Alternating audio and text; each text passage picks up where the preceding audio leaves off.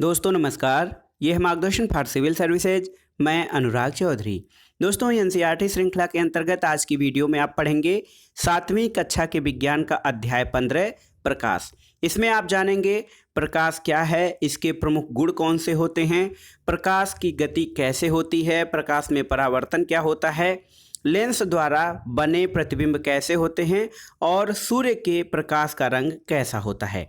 तो आइए शुरू करते हैं आज का अध्याय 15 प्रकाश। दोस्तों आपने पतली झिर्री अथवा छिद्र से सूर्य के प्रकाश के किरण पुंज को कमरे में प्रवेश करते हुए देखा होगा। इसके अलावा स्कूटर, कार और रेलगाड़ी के इंजनों के अग्रदीपों यानी हेडलैम्प से आते हुए प्रकाश के किरण पुंजों को भी आपने देखा होगा। इसी तरह से दोस्तों जो टार्च से प्रकाश होता है उसका भी किरण पुंज आप देख सकते हैं। दोस्तों ये जो प्रकाश की किरण होती है उसकी विशेषता क्या होती है?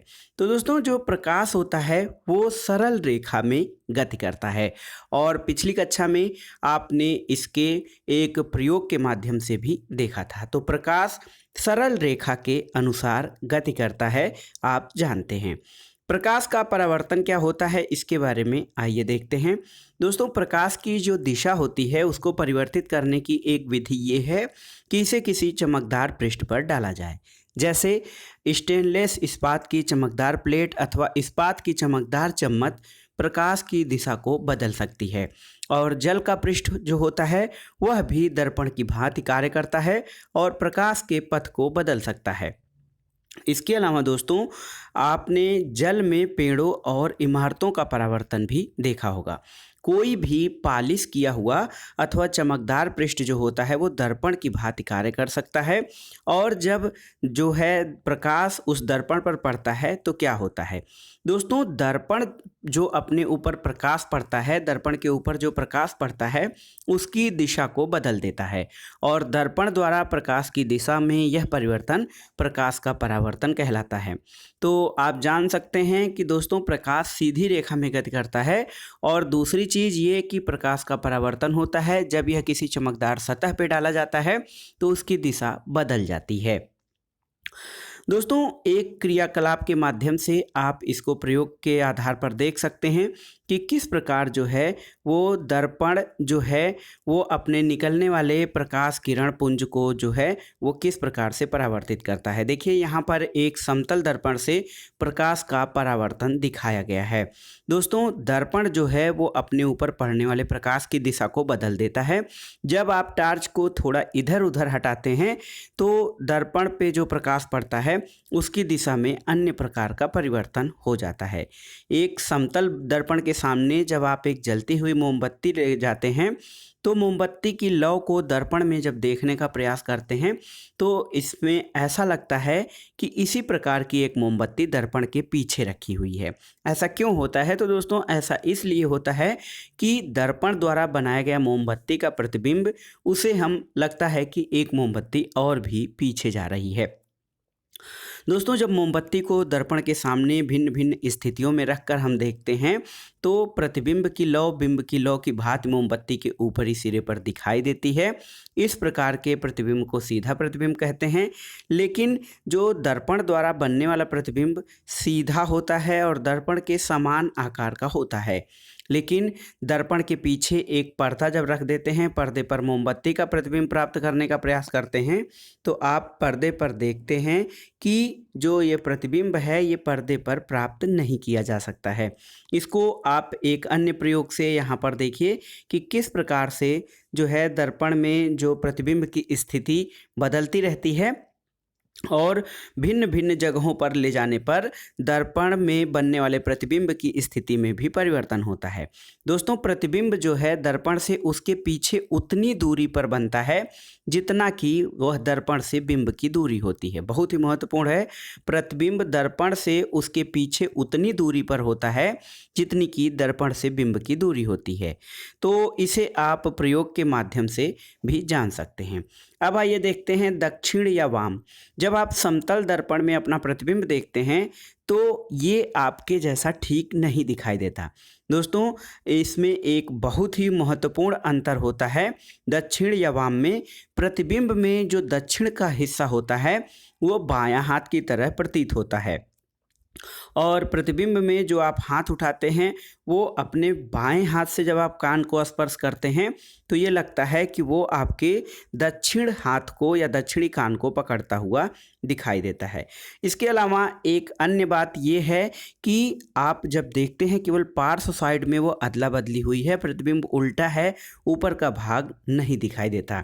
दोस्तों, आप समझ सकते हैं कि रोगी वाहन या मरीजों को ढोने वाले वाहन या एम्बुलेंस जो होते हैं उसमें उल्टा क्यों लिखा जाता है। एम्बुलेंस को उल्टा इसलिए लिखा जाता है कि जो दर्पणों में या दूसरे गाड़ियों के साइड मिरर में पड़ने वाला प्रतिबिंब है वो सीधा दिखाई दे और अन्य वाहन उसको रास्ता दे दें। तो यहाँ पर देखिए एक रोगी वाहन या एम्बुलेंस का चित्र दिया गया है। एम्बुलेंस जो है उल्टे लिखा गया है, उल्टे ढंग से, जो कि जब आप दर्पण में इसको किसी दूसरे दर्पण में देखेंगे तो ये सीधा दिखाई देगा। अब आइए देखते हैं गोलीय दर्पणों से खेल। दोस्तों, यहाँ पर देखिए गोलीय दर्पण में जो बनने वाले प्रतिबिंब होते हैं वो बहुत ही रोचक और महत्वपूर्ण होते हैं। स्टेनलेस इस्पात की एक चम्मच लेकर चम्मच के बाहरी पृष्ठ को जब आप अपनी ओर देखते हैं तो अपने जैसा प्रतिबिंब समतल दर्पण में देखा था वैसा प्रतिबिंब यहाँ पर नहीं दिखाई देता है। यहाँ पर जो प्रतिबिंब है वो कुछ उभड़ा हुआ दिखाई देता है। इसके अलावा जब चम्मच के भीतरी दर्पण का प्रयोग, भीतरी भाग का प्रयोग करते हैं तो आपको अपना प्रतिबिंब सीधा और बड़ा दिखाई दे। और देखिए अपने चेहरे से जब चम्मच की दूरी बढ़ाने लगते हैं तो ये भी संभव है कि आप अपना उल्टा प्रतिबिंब देख पाएं। ऐसा क्यों होता है? तो ऐसा इसलिए होता है कि यह एक गोली दर्पण होता है और गोली दर्पण का परावर्तक पृष्ठ जो है अवतल अगर जो होता है तो उसको अवतल दर्पण कहते हैं, और यदि परावर्तक पृष्ठ उत्तल है तो इसको उत्तल दर्पण कहते हैं। और इसकी जो विशेषताएं हैं यानी गोलीय दर्पण की जो विशेषताएं होती हैं वो समतल दर्पण से अलग होती हैं। यहाँ पर देखिए परावर्तक पृष्ठ जो है ये बाहर की तरफ है, ये देखिए यहाँ पर ये अवतल दर्पण होता है और ये उत्तल दर्पण है। तो दोस्तों अवतल और उत्तल दर्पणों को जो है वो गोलीय दर्पण क्यों कहा जाता है? दोस्तों इसलिए कहा जाता है क्योंकि उससे जो बनने वाले प्रतिबिंब होते हैं वो समतल दर्पण से बनने वाले प्रतिबिंबों से अलग होता है और किसी बिंब का समतल दर्पण द्वारा बना प्रतिबिंब पर्दे पर नहीं प्राप्त किया जा सकता है। और अवतल दर्पण द्वारा बने प्रतिबिंबों के लिए क्या ये सही है उसको आप एक प्रयोग के माध्यम से देख सकते हैं। देखिए यहाँ पर एक चमकदार बिंदु वास्तव में सूर्य का प्रतिबिंब है और ध्यान दीजिए यह प्रतिबिंब पर्दे पर बन रहा है और पर्दे पर बनने वाले प्रतिबिंब को वास्तविक प्रतिबिंब कहते हैं। जो हमने समतल दर्पण के साथ प्रयोग किया था ऐसा उत्तल दर्पण के साथ नहीं होता है। समतल दर्पण का जो प्रतिबिंब है वो किसी पर्दे पर नहीं प्राप्त किया जा सकता है, लेकिन जो गोलीय अवतल दर्पण है उसका प्रतिबिंब आप पर्दे पर प्राप्त कर सकते हैं, जिसको कि वास्तविक या रियल इमेज कहा जाता है। दोस्तों समतल दर्पण द्वारा जो मोमबत्ती के लौ का प्रतिबिंब है वो पर्दे पर नहीं प्राप्त किया जा सकता था। इस प्रकार के प्रतिबिंब को आभासी प्रतिबिंब कहा जाता है। तो यहाँ पर देखिए कुछ प्रयोग दिखाए गए हैं कि किस प्रकार से अवतल दर्पण द्वारा जो प्रतिबिंब बनते हैं वो आभासी और वास्तविक प्रतिबिंब किस प्रकार से बनते हैं। दोस्तों अवतल दर्पण द्वारा जो प्रतिबिंब बनते हैं वो वास्तविक प्रतिबिंब बनते हैं। इसके अलावा दोस्तों अवतल दर्पण द्वारा बना प्रतिबिंब साइज में बिंब से छोटा हो सकता है और प्रतिबिंब जो है वह वास्तविक और आभासी भी हो सकता है। लेकिन अवतल दर्पणों का जो प्रयोग होता है वो अनेक प्रयोजनों के लिए किया जाता है। जैसे डॉक्टर को आँख, नाक और गले का निरीक्षण करते समय अवतल दर्पण का प्रयोग करना पड़ता है। इसके अलावा दंत विशेषज्ञों द्वारा अवतल दर्पण का प्रयोग दांतों का बड़ा प्रतिबिंब देखने के लिए किया जाता है। इसके अलावा दोस्तों टार्च, कार और स्कूटर के जो हेडलाइट होते हैं यानी अग्रदीप होते हैं उनके परावर्तक पृष्ठों की आकृति भी अवतल होती है, जिससे कि प्रकाश पुंज काफ़ी लंबी दूरी तक जा सकता है। दोस्तों यहाँ पर देखिए यहाँ पर एक प्रतिबिंब दिखाई दिया है कि किस प्रकार से उत्तल दर्पण द्वारा कौन सा प्रतिबिंब बनता है। दोस्तों स्कूटर के साइड मिरर का उपयोग किए जाने वाले दर्पणों को जब आप देखते हैं तो ये दर्पण उत्तल दर्पण होते हैं। बहुत ही महत्वपूर्ण है, साइड मिरर में उत्तल दर्पण का प्रयोग किया जाता है और उत्तल दर्पण का प्रयोग इसलिए क्योंकि उत्तल दर्पण जो है वो अधिक क्षेत्र के दृश्य का प्रतिबिंब बना सकते हैं, इसलिए ये चालकों को पीछे के अपेक्षाकृत अधिक क्षेत्र के वाहनों को देखने में सहायता करते हैं। देखिए यहाँ पर उत्तल दर्पण से जो चित्र बना है वो किस प्रकार से साइड मिरर में चित्र बनता है। अब आइए देखते हैं लेंसों द्वारा बने प्रतिबिंब। दोस्तों, आपने आवर्धक लेंस या हैंड लेंस को देखा होगा। ये बहुत छोटे प्रिंट को पढ़ने के लिए उपयोग किया जाता है और संभवतः आपने इसका उपयोग कॉकरोच अथवा केंचुए के शरीर के भागों को देखने के लिए भी किया होगा। आवर्धक लेंस वास्तव में एक प्रकार का लेंस ही होता है जो छोटी वस्तुओं को बड़ा करने में हमारी मदद करता है। लेंस भी दोस्तों दो प्रकार के होते हैं और इनका प्रयोग व्यापक रूप से चश्मा, दूरदर्शक और सूक्ष्मदर्शियों में किया जाता है। यहाँ पर जो लेंस होते हैं, ये देखिए, कुछ लेंस ऐसे होते हैं जिनको कि उत्तल दर्पण कहा जाता है और कुछ लेंस अवतल दर्पण कहे जाते हैं। दोस्तों, अवतल दर्पण के जो किनारे होते हैं वो पतले और बीच का हिस्सा मोटा होता है, जबकि अवतल दर्पण जो होता है उसके किनारों के हिस्से मोटे और बीच का हिस्सा पतला होता है। तो यहाँ पर देखिए, आवर्धक लेंस से सूर्य का वास्तविक प्रतिबिंब किस प्रकार बनाया जा रहा है।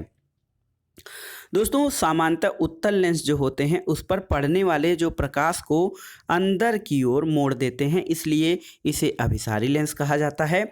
इसके विपरीत जो अवतल लेंस होते हैं वो अपने ऊपर पड़ने वाले प्रकाश को अपसारित या बाहर की ओर मोड़ते हैं, इसलिए इसको अपसारी लेंस कहा जाता है। तो उत्तल लेंस जो होते हैं वो प्रकाश को सिकोड़ देते हैं, उनको अभिसारी लेंस कहा जाता है और अवतल लेंस को अपसारी लेंस कहा जाता है। यहाँ पर देखिए दोस्तों, एक प्रयोग के माध्यम से उत्तल लेंस के बारे में दिखाया गया है कि विभिन्न दूरियों पर रखे गए प्रतिबिंब के लिए उत्तल लेंस द्वारा बनाए गए प्रतिबिंबों में क्या विशेषता होती है। दोस्तों, लेंस जो होते हैं वो किसी भी चीज़ का वास्तविक और आभासी प्रतिबिंब बनाने में जो है सहायक होते हैं। ये देखिए, उत्तल लेंस द्वारा यहाँ पर एक आभासी प्रतिबिंब बन रहा है और अवतल लेंस के द्वारा जो बना प्रतिबिंब है यहाँ पर किस प्रकार से दिखाई दे रहा है। दोस्तों, अवतल लेंस द्वारा जो प्रतिबिंब बनते हैं वो आप पाएंगे कि ये हमेशा आभासी, सीधे और बिंब के साइज से छोटे होते हैं। अवतल लेंस जो होता है वो उसके द्वारा जो बनाए गए प्रतिबिंब होते हैं वो जो होते हैं सदैव आभासी, सीधे और जो बिंब के साइज से कम होते हैं। और उत्तल लेंस द्वारा जो बनाए गए प्रतिबिंब होते हैं दोस्तों, ये देखिए, ये सीधा है और उससे बड़ा होता है। तो अब आइए देखते हैं सूर्य का प्रकाश किस प्रकार से होता है। ये सफ़ेद कलर का है या रंगीन कलर का। दोस्तों, आकाश में आपने इंद्रधनुष देखा होगा। ये प्रायः वर्षा के बाद दिखाई देता है। जब सूर्य आकाश में क्षितिज के पास होता है तो इंद्रधनुष आकाश में अनेक रंगों के एक बड़े धनुष या आर्क के रूप में दिखाई देता है। यहाँ पर देखिए, एक चित्र में इंद्रधनुष को दिखाया गया है।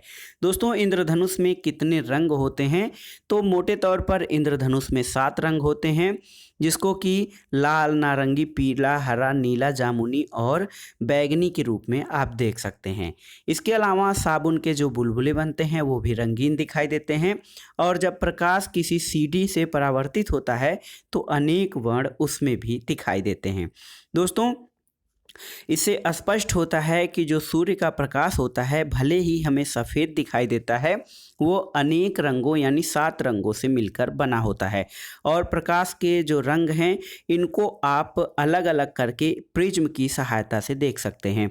प्रिज्म जो है वो सूर्य के श्वेत प्रकाश को कई रंगों में या उसके जो रंगों के अवयव हैं उनमें बांट देता है। तो आप इस प्रकार से नीचे से ऊपर के क्रम को बैनी आह बिनाला यानी बैंगनी, नीला, आसमानी, हरा, पीला, लाल और नारंगी तथा लाल के रूप में वर्णित कर सकते हैं। तो आपने ये देख लिया कि सूर्य का प्रकाश जो है वो भले ही हमें सफ़ेद दिखाई देता है लेकिन इसमें जो है 7 रंग होते हैं। तो कुल मिलाकर आपने प्रकाश चैप्टर के बारे में पढ़ लिया। आइए देखते हैं कि संक्षेप में इस चैप्टर का जो सारांश है वो क्या है। दोस्तों, आप जानते हैं कि प्रकाश सरल रेखा में गमन करता है। कोई भी पालिश किया हुआ चमकदार पृष्ठ दर्पण की भांति कार्य करता है। इसके अलावा जो प्रतिबिंब पर्दे पर प्राप्त किया जा सके वो वास्तविक प्रतिबिंब कहलाता है, और जिस प्रतिबिंब को पर्दे पर नहीं प्राप्त किया जा सकता है वो आभासी प्रतिबिंब कहलाता है। समतल दर्पण द्वारा जो बना प्रतिबिंब होता है वो सीधा होता है, ये आभासी होता है और बिंब के समान साइज का होता है। प्रतिबिंब दर्पण के पीछे उतनी दूरी पर ही बनता है जितनी कि दर्पण के सामने बिंब की दूरी होती है। दर्पण द्वारा बने प्रतिबिंब में बिंब का बायां भाग प्रतिबिंब के दक्षिण भाग की भांति दिखाई देता है और बिंब का दक्षिणी भाग प्रतिबिंब के वाम भाग की भांति दिखाई देता है। अवतल दर्पण वास्तविक तथा उल्टा प्रतिबिंब बना सकता है, और जब बिंब को दर्पण के अत्यंत निकट रखते हैं तो प्रतिबिंब आभासी, सीधा और आवर्धित होता है। उत्तल दर्पण द्वारा याद रखिएगा, उत्तल दर्पण द्वारा जो बना प्रतिबिंब होता है वो सीधा, आभासी और साइज में प्रतिबिंब से छोटा होता है। और उत्तल लेंस वास्तविक और उल्टा प्रतिबिंब बना सकता है। जब बिंब लेंस के अत्यंत निकट रहता है तो बनने वाले प्रतिबिंब आभासी, सीधे और आवर्धित होता है, और जब उत्तल लेंस को वस्तुओं को आवर्धित करके देखने के लिए उपयोग किया जाता है तो उसे आवर्धक लेंस कहा जाता है। दोस्तों, अवतल लेंस जो होता है उससे सदैव सीधा, आभासी और साइज में बिंब से छोटा प्रतिबिंब बनता है। और जैसा कि आप जानते हैं, श्वेत प्रकाश वो 7 रंगों यानी विबग्योर, VIB GYOR विबग्योर, बैनी, आह, पिनाला का मिश्रण होता है, और प्रिज्म की सहायता से आप सूर्य के वर्ण विक्षेपण को आसानी से देख सकते हैं। तो ये था आज का वीडियो, NCERT 7वीं कक्षा के विज्ञान का अध्याय 15 प्रकाश। दोस्तों, वीडियो आपको आसानी से समझ में आ गया होगा। आगे किस अन्य टॉपिक पे आप वीडियो चाहते हैं हमें कमेंट बॉक्स में ज़रूर बताइएगा। वीडियो को लाइक करें, शेयर करें और इस चैनल मार्गदर्शन फॉर सिविल सर्विसेज को सब्सक्राइब करें। वीडियो देखने के लिए धन्यवाद। नमस्कार दोस्तों।